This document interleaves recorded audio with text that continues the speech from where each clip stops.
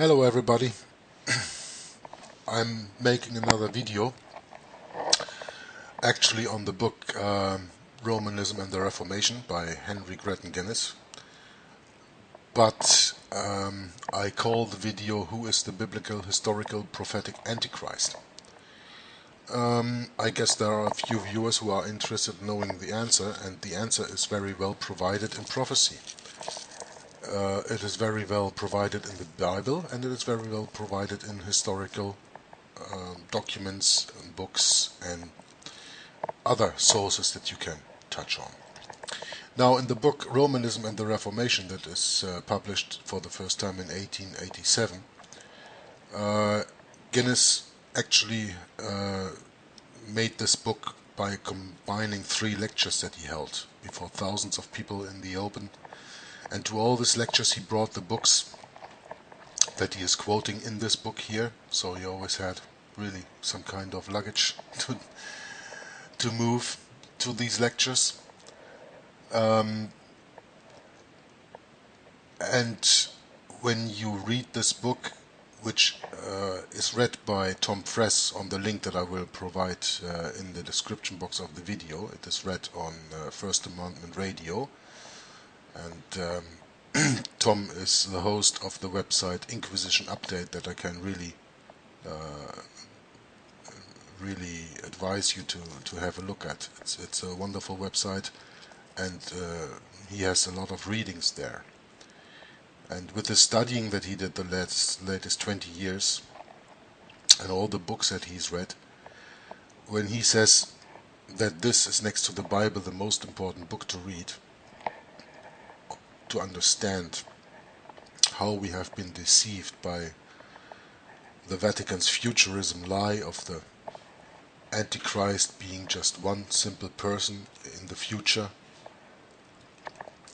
that we do not see the fulfillment of the prophecies of Daniel, John and Paul, and we don't see that Daniel's 70th week has ended with the death of Jesus Christ on the cross.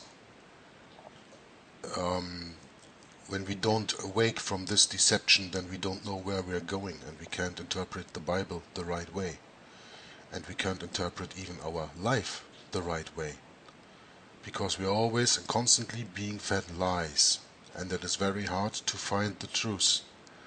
But the truth is out there, and who seeks will find.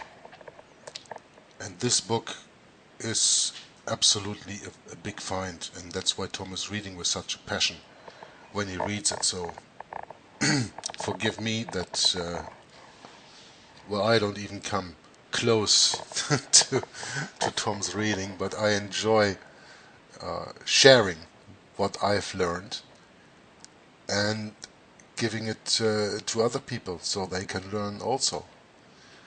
Because if you do not know who the Antichrist is, you maybe even do not know who Christ is. Well, you first have to know who Christ is, and then you have to know who the Antichrist is, who is the adversary. And if you call yourself a Christian and you're a follower of Christ, then you have to know who his enemy is. And the problem is that you believe the story the enemy himself tells you.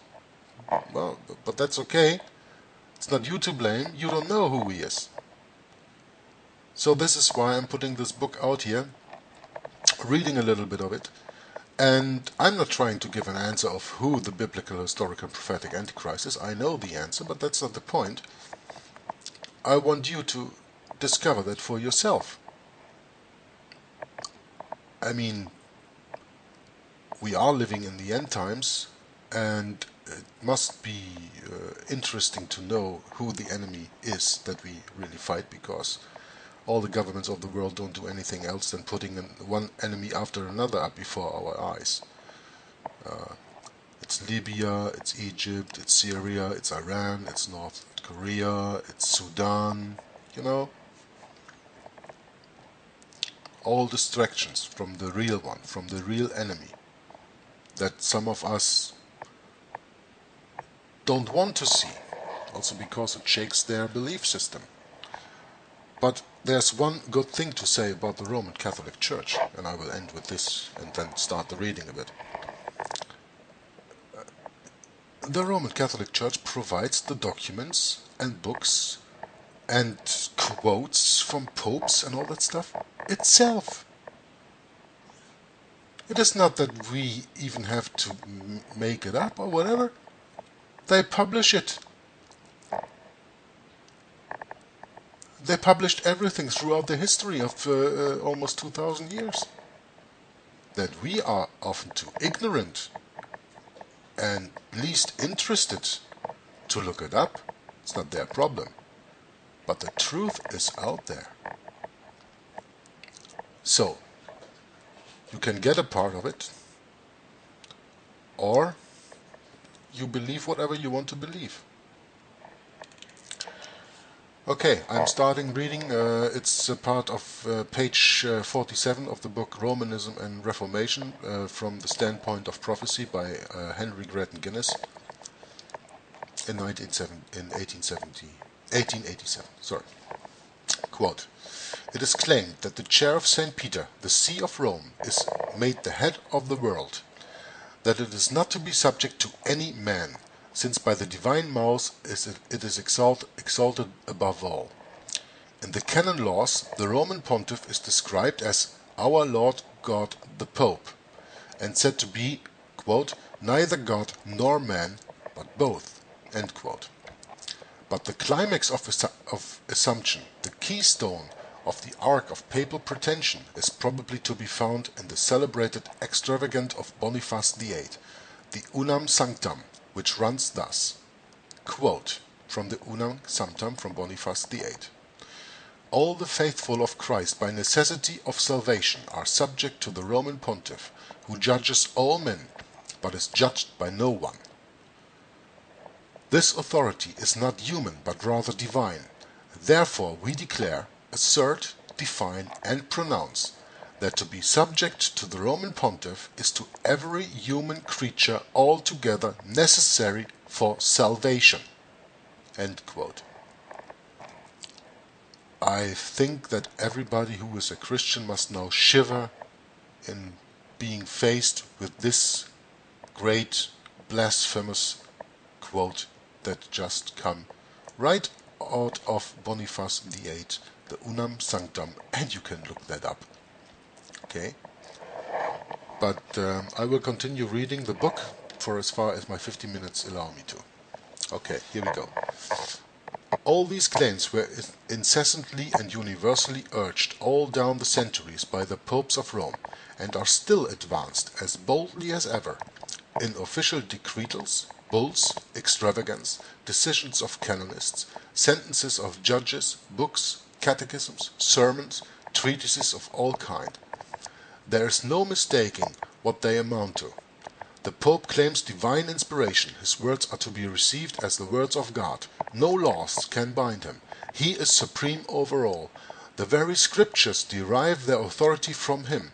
Implicit obedience to him is the only way of salvation. He is exalted above all, supreme over all nations, kings, emperors, princes, bishops, archbishops, churches, all over the world. He is as God on earth, and as such to be worshipped and obeyed. Let me quote you from his own lips some of the great words of the little horn. The following language affords a mere sample of thousands of such papal blasphemies." So, I will start the quote here. "The greatness of priesthood began in Melchizedek, was solemnized in Aaron, continued in the children of Aaron, perfected in Christ, represented in Peter, exalted in the universal jurisdiction, and manifested in the Pope.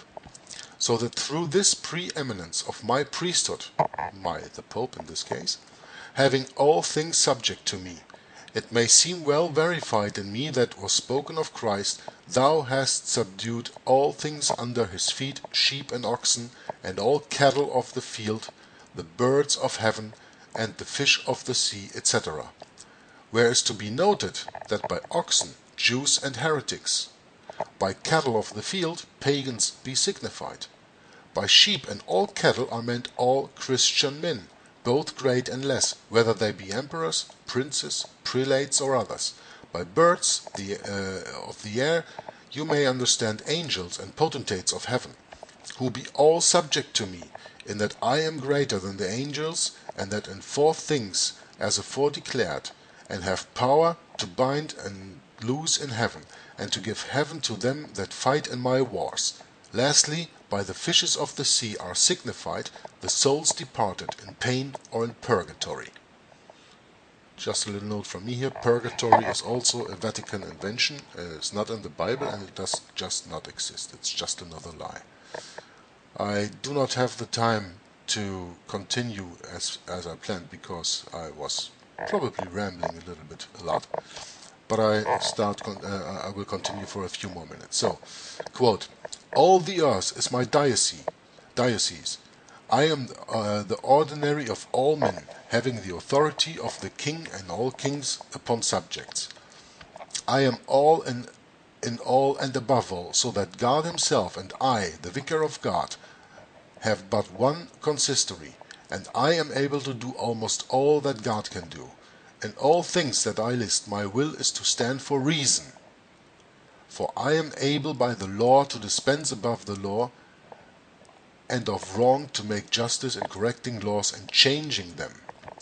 Wherefore, if those things that I do be said not to be done of man, but of God, what can you make of me but God?" Again, if prelates of the church be called and counted of Constantine for gods, I then, being above all prelates, seem by this reason to be above all gods. Wherefore no marvel if it be in my power to change time and times, to alter and abrogate laws, to dispense with all things, yea, with the precepts of Christ. For where Christ biddeth Peter put up his sword, and admonishes his disciples not to use any outward force in revenging themselves, do not I, Pope Nicholas, writing to the bishops of France, exhort them to draw out their material swords? And whereas Christ was present himself at the marriage in Cana in Galilee, do not I, Pope Martin, in my distinction inhibit the spiritual clergy to be present at marriage feasts and also to marry?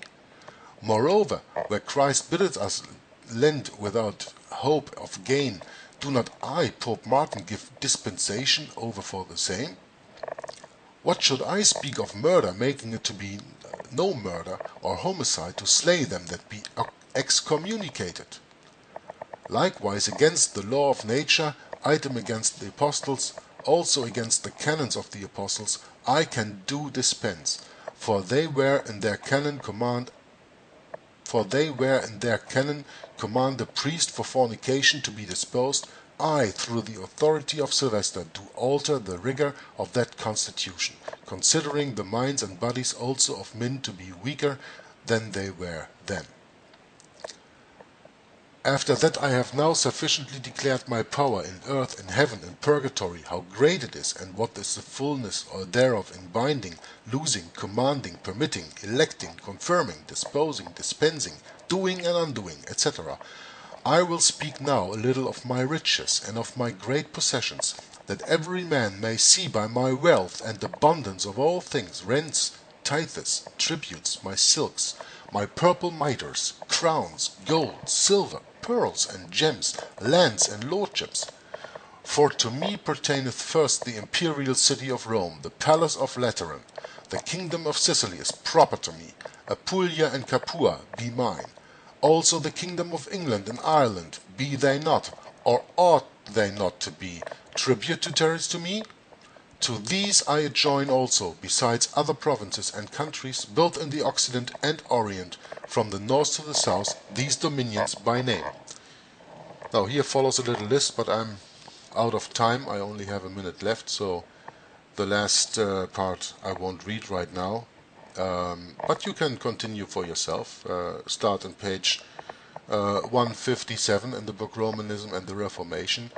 And if you haven't understood by my reading yet, who is the biblical, historical, and prophetic Antichrist, well, then you have to read all 414 pages and study the Bible again and get your confirmation about that every word that Guinness is writing here in this book is absolutely true. So I thank you all for listening, and enjoy the book, the reading, and have a nice day, and God bless you. Bye bye.